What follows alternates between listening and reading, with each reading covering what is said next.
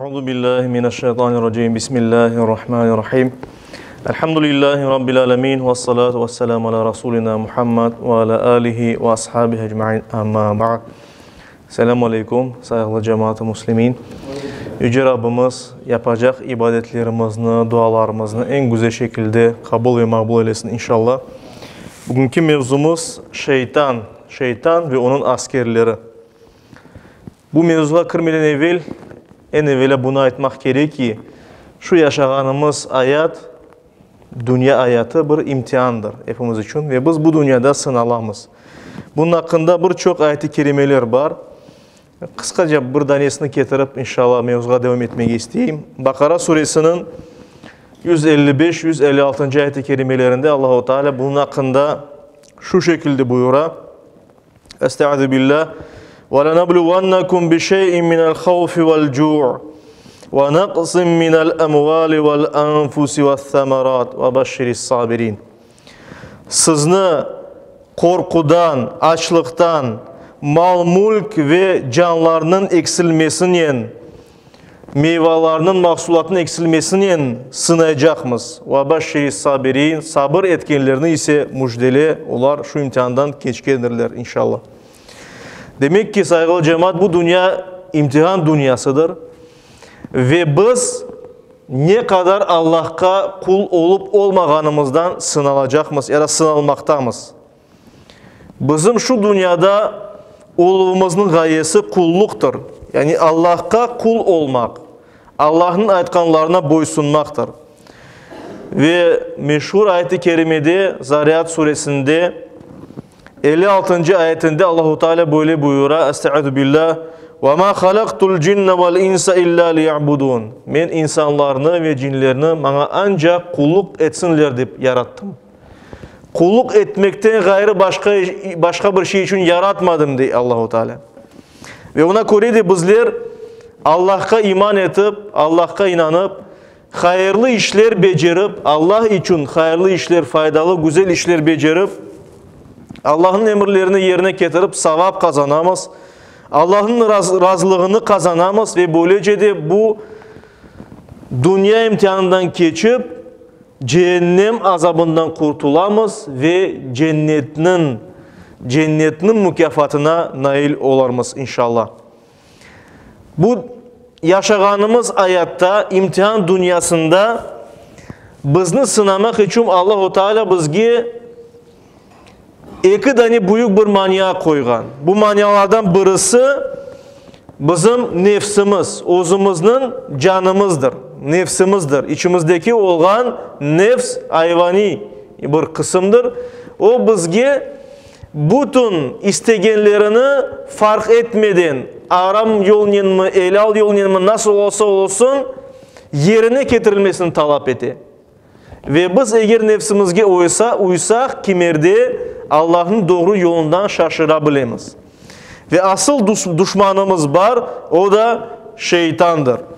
Şeytan ve en büyük şeytan, ona iblis de aytamız biz. Ve onun orduları, onun zürriyeti keçi hadislerde ya da ayetlerde. Demek ki onun askerleri, onun beraber insanlarını doğru yoldan urmağa şaşırgan kimseler demektir. Yüce Rabbimiz defalarca, çok kere hem Kur'an'da hem Peygamberimiz vasıtasıyla hadislerde bizge şu düşmanlıkның kaydan çıkanını ve nege ketkenini ve şeytanın nasıl asıl olganını bizge anlatmakta. Mesela Kur'an-ı Kerim'de Fatır suresinin 5. ve 6. ayetlerinde Allah-u Teala böyle buyuruyor. Estaizu billah. Ya eyyuhan nas, ey insanlar, inna va'dallahi hakkun, hiç şüphesiz Allah'ın vadesi, Allah'ın bergen sözü gerçektir, hakikattır. فَلَا تُغَرَّنَّكُمُ الْحَيَاتُ الدُّنْيَا. Sizni bu dünya hayatı aldatmasın. وَلَا يُغَرَّنَّكُمْ بِاللّٰهِ الْغَرُورِ. Ve Allah meselesinde sizni aldatıcı şeytan da aldatmasın diye buyuruyor. Ve devamında ayetler. İnneşşeytane lekum aduvun. Hiç şüphesiz şeytan sizler için açık aydın bir düşmandır. Fettehiduhu aduva. Aysa onu düşman olarak alınız. Düşman olarak biliniz. Biliniz ki şeytan sizin düşmanınız ve ona göre hareket ediniz. İnnemâ yed'u hizbehu liyekûnû min ashabis sa'ir. Hiç şüphesiz onun partiyası, onun fırkası, onun tarafında olanlar hizbu şeytan. Yani şeytanın taraftarları sizlerinin ateş sahiplerinden, ateşki kirgenlerden olmasına çağıra deyip buyura. Bunda hizbu şeytan degende yani şeytanın taraftarları, onun ordusu, onun askerleri manasında anlatılmakta. Şu ayette de görgenimiz gibi insanın asıl eki maniyası hakkında da aytıla. Dünya hayatı deyip aytıla. Çünkü bu dünya hayatı Peygamberimiz deyik hadislerinin tatlıdır ve insanların gönlüne nüfuz eti, gönlüne kiri ve insana yaxşı keli, böyle hoş yaşamağa, çok parası olması ya da güzel kadınlarla yürümesi ya da kadınların güzel erkeklerle yürümesi, işte nikah bir şeyler olmadan ya da başkalarının hakkını çaynap böyle geçmekten, başka kimselerin mallarını özlerine almak, yani kolaylısın yani böyle güzel sefa sürüp hayat böyle yaşamak, insanın nefsine, canına hoş gelir. Ve ona göre de bu dünya sizlerini aldatmasın diye Allah-u Teala Kur'an-ı Kerim'de. Ve ondan sonra da şeytana tokuna, şeytana, onun ordusuna, onlar da aldatıcı olan bu şeytanlar sizlerini yolunuzdan taydırmasın, ayırmasın, doğru yoldan ayırmasın. Ve bunda bunların ikisinin kullanmasından maksat, hiç şüphesiz şeytan Müslümanını, müminini aldatmak için bu dünyadan kullana ve bu nefisten kullana. İnsanın içindeki olan nefiske hoş olan şeylerini takdim eti ve dünyada haram olan şeylerini, günah olan şeylerini güzel göstermeye getirir şeytan. Buna şeytan vesvese beri insana deyimiz. Bak bunu yapsan ne kadar da böyle hoşlanırsın, sefa sürersin, ne kadar yaxşı olur böyle yapsan deyip vesvese beri ve insan eğer bunun peşinden geçse ve onun nefsi de isteyildi elbette. Bir şey güzel gösterilgenden son. Ve şeytan ona göre de dünya susunu ve insan nefsinden kullanıp Müslümanlarını doğru yoldan şaşırmağa, yanlış işlerge kirmege, günah, haram işlemege çağıra. Asıl şeytan ne olan meselesine geçsek, şeytan sözü Arapça şatana tamırından geli ve bu tamırın manası uzaklaşkan, şeytan yani uzaklaşkan, hayırdan, haktan, hakikattan, doğru yoldan ayrılgan ve karşı çıkan bir kimse. Birinci manası bu. İkinci manası açığından yanıp tutuşkan bir kimse. Biri deyip anlatıla lügatlarda. Bu söz ancak Arap dilinde değil, bütün Sami dillerde var. Çünkü eskiden beri yani bu söz kullanıp gelgen, 1000 yıllar endi kullanırlar bu sözünü. Sami dillerde mesela Hazreti İbrahim İbranice laf eteydi. Ondan sonra gelgen halklar İbranice laf eteydiler. İbranice eski bir dil. Bu dilde Satan deyip geçe. Şeytan yerine Satan deyip ayta edilir. Eski mesela Çufut dilinde de biz bilemiz Bibliya yolunun Hristiyanlık dinine kirgen ve satana deyler. Yani satana aynı şeytandan gelgen bir şeydir. Şeytan ne degeni meselesinde biz anladık ki söz manası doğru yoldan ketken bir kimse demek. Allah'ın emrinden çıkan bir kimse demektir. Ama şeytan aslında dinimiz noktayı nazarından insanını ya da cinni, akıl sahibi olan bir varlıkını Allah'ın yolundan taydırgan, Allah'ın yolundan çıkargan kimsege dep aytılar. Ve ona göre de şeytan hem de cinlerden olabilir hem de insanlardan olabilir. Yani bazı şeytan insanlar var.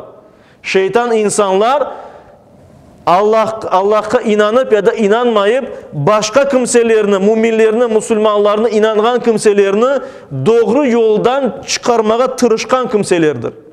Yani bile Allah'a karşı hareket etken kimselerge biz şeytan dep aytamız saygılı cemaat.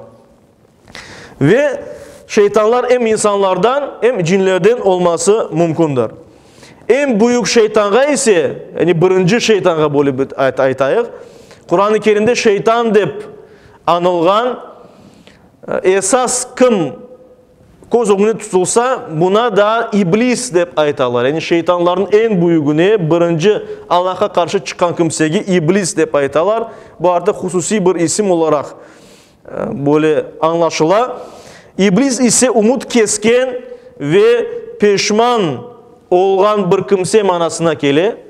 Arap dilinde şu cümleden Allah-u Teala'nın bağışlamasına umut kesken bir kimse manasında iblis kullanıla. Bunun hakkında Kur'an-ı Kerim'de şeytanın, iblisinin, büyük şeytanın kim olganı meselesini böyle buyurula. Kehf suresinin 50. ayet-i kerimesinde Estaizu billah. وَاِذْ قُلْنَا لِلْمَلَائِكَةِ اسْجُدُوا لِآدَمْ Ve biz meleklerge Adem'ge secde etiniz degenimizde فَسَجَدُوا Onların hepsi secde ettiler. Melekler secde ettiler. İlla iblis. Ama iblis, yani bilgenimiz bu büyük şeytan, o Adem'ge secde etmedi, gururlandı. Kana minel cin, o cinlerden edi de buyurula Kur'an-ı Kerim'de. Fafasaka an emri Rabbi ve Rabbinin emrinden çıktı. Rabbinin emrine kulak asmadı. Efatattehidunehu ve zurriyetehu evliya min duni. Menden gayrı de Allah-u Teala. Yani Allah'tan gayrı şu şeytanlı iblisini ve onun zürriyetini, onun soyundan kelgenlerini, yani onun ordularını, askerlerini siz dost alasız mı değil? Allah'ını dost olarak görmek gereksiniz, almak gereksiniz ki siz şeytanını alasız mı değil? Sonra Allah-u Teala. وَهُمْ لَكُمْ عَدُوٌ Onlar hepsi sizler için düşmandır. بِئْسَ لِلظَّالِم۪ينَ بَدَلًا Zulüm etken, günahkar olan kimseler için bu pek yanlış ve pek yaramay bir değişmedir. Yani Allah yerine şeytanlarga tayanmaktır. Bu ayetke başka ayet ve hadislerge esasen Maturidi mezhebine değildir ki İblis, büyük şeytan o cinlerden edi. Meleklerle beraber köklerde yaşaydı, yani cennette yaşaydı. Daha sonra Allah-u Teala bilemiz cinlerini yaratkan edi ateşten ve şeytanı da ateşten yaratkan edi. Daha sonra Adem aleyhisselam yaratılgandan son çamurdan Allah-u Teala dedi benim için, yani Allah için siz hepiniz secde ettiniz Adem aleyhisselam'a. Ayet-i kerimede bu anlatıla ve bütün melekler onlar Allah'ın sözünden çıkmaylar aman secde ettiler. Ama iblis birinci ya da büyük şeytan secde etmeyi istemedi, dedi ben ondan daha yaxşıyım dedi. Sen beni ateşten yarattın, ben ondan daha güçlüyüm, o da çamurdan yaratılgan birisi, ben ona secde etmeyeceğim. Halbuki insanlık, insana secde etmek manasında Allah-u Teala ona secde edilmesini buyurgan idi. Ki Allah'ın emrini yerine getirmek gerekirdi iblis. Ama bunu yapmadı, gururlandı ve buna göre de gururlangandan son, Allah'a karşı çıkkandan son işte insanların yollarını şaşırmaya tırışmak başladı ve birinci yapkanı Hazreti Adem'le Hazreti Havva'nı, ilk insanlarını cennetten çıkarmak oldu. Onlara Allah-u Teala yasak etken idi. Cennetteki bir meyvanı aşamağa, bir terekeye yakınlaşmağa. Onlar da şeytanın aldatmasını bunu yaptılar ve buna göre de günahkar oldular. Ve Allah-u Teala onlarını yeryüzüne yolladı ve böylece bizim şu dünya imtihanımız insanlık için başladı. Araf suresinin 16-17 ayet-i kerimelerinde Yüce Rabbimiz böyle buyura, Estaizu billah, şeytanın aytkanlarını ifade etti, iblisinin yani, dey ki, فَبِمَا أَغْوَيْتَنِي لَأَقْعُدَنَّ لَهُمْ صِرَاطَكَ الْمُسْتَقِيمِ Meni doğru yoldan şaşırganın için dey Allah-u Teala. Ey Allah'ım dey şeytan. Men senin doğru yolundan onlarını taydırmağa, şaşırmağa tırışacağım. ثُمَّ لَآتِيَنَّهُمْ مِنْ بَيْنِ اَيْدِيهِمْ Onların oğullarından geleceğim. وَمِنْ خَلْفِهِمْ Arkasından. وَاَنْ اَيْمَانِهِمْ وَعَنْ شَمَائِلِهِمْ Ve solundan, sağından yakınlaşacağım onlara her taraftan. وَلَا تَجِدُ أَكْثَرَهُمْ شَاكِرِينَ Ve onların, yani insanların çokusunu şükür etkenlerden tapmayacaksın, kormayacaksın değil. Ve Allah-u Teala ona bunun için izin bergen ve bazı insanlar kimler nefslerine uyup, şeytana uyup yolundan şaşsalar, işte şu ayette anlatılğanğa göre demek ki saygılı cemaat-i muslimin hareket etken olurlar. Ama kimde Peygamberimiz aytkanlarından şaşmasa, Kur'an-ı Kerim'de anlatılğanlarga, hadislerde anlatılğanlarga ve alimlerimizin anlatkanı doğruda hareket etse, onlar inşallah hiçbir vakit yolunu şaşırmazlar. Artık vakit yakınlaştı saygılı cemaat-i muslimin, ona göre tez geçip aytayım birkaç daha hususunu. Hadislerge esasen biz bilemiz, her bir insanın özüne göre şeytanı var ve her bir insanın ayrı bir şeytanla uğraşa, onu doğru yoldan şaşırmağa tırışa. Şeytanlar ezan eşitilgende kaçkanları hakkında buyurula ve Müslümanların bu şeytanlarının vesvesesinden, şeytanlarının şerrinden Allah'a sığınmak gerek olganı hakkında buyurula. Bunun için biz istiadeni aytamız. Yani Euzu billahi mineşşeytanirracim. Hususan Kur'an-ı Kerim okumadan evvel bu sözünü Allah'a sığınmak sözünü aytmak emir etili Kur'an-ı Kerim'de ve bunu aytmak gerektir elbet. Kur'an okumadan evvel Allah'a şeytandan sığınmak. Ve bunu da kaydetmek gerek. Şeytanın aslında insanını zorlayacak böyle bir gücü yoktur. Şeytan insana vesvese beri. Şeytan insana böyle yap deyip fısılday. Nefsine muhadebete ve dünyalıkını güzel göstermeye tırışa. Ama bir şeyini yapmağa zorlayacak gücü yoktur. Ve ona göre de insan iradesini kullansa elbette ki doğru yolda kalması mümkündür Allah'ın yardımıyla. İşte saygılı cemaat-i muslimin en büyük düşmanımız şeytandan Allah'a sığınmak gerekmiz.